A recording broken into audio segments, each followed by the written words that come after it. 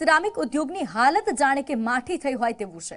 કોલગેસિફાયરને બંધ કરવાના એનજીટીના નિર્ણયથી હાલ મોટા ભાગના કારખાના બંધ થઈ ગયા છે, જ્યારે રાજસ્થાન સરકારે ગીટી ચિપ્સ અને ગ્રેન્સની સપ્લાય પર 100% પ્રતિબંધ મૂકતા વધુ એક ઝટકો લાગ્યો છે।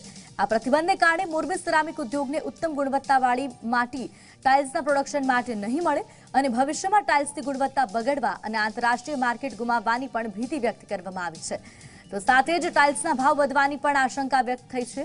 તો મોરબીની આસપાસ છેલ્લા વર્ષોમાં 600 કરોડથી વધુનું રોકાણ કરી 35 જેટલા એકમો અને મટીરીયલ્સ પ્રોસેસ માટે જુદા જુદા ઉદ્યોગકારો કાર્યરત છે।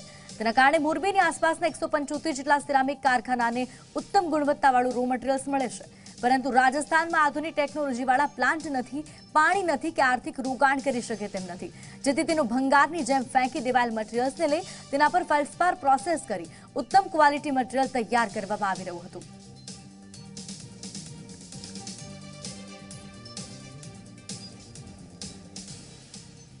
અત્યારે જે રાજસ્થાન ગવર્મેન્ટે જે બેન કરેલો છે, જે મટીરિયલ મોરબી આવતું બંધ થઈ ગયું છે તાત્કાલિક ધોરણે, એના કારણે હાલ પૂરતું મોરબીના દરેક યુનિટો માઇક્રોના બંધ થઈ ગયા છે। હા, કોઈની પાસે 2-3 દિવસ મટીરિયલ હોય ચાલે, 2 નંબરની વાત છે।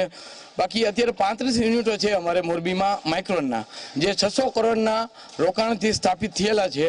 એ લોકો ઉપર અત્યારે સંકટ એટલું છે ભયંકર કે બધા બંધ થઈ જશે। આને હિસાબે આપણે અસંખ્ય મજૂરો અને રોકાણને સીધી અસર થવાની છે, અને જે વર્લ્ડ લેવલની જે આપણે જે ક્વોલિટી આપવા માગે છે સિરામિક ઉદ્યોગો, તે હવે શક્ય નહીં બની શકે। તેની જે વ્હાઇટનેસ, સ્ટ્રેન્થ, અસંખ્ય એના પેરામીટર હોય છે આપણે કે જે અસર કરે છે।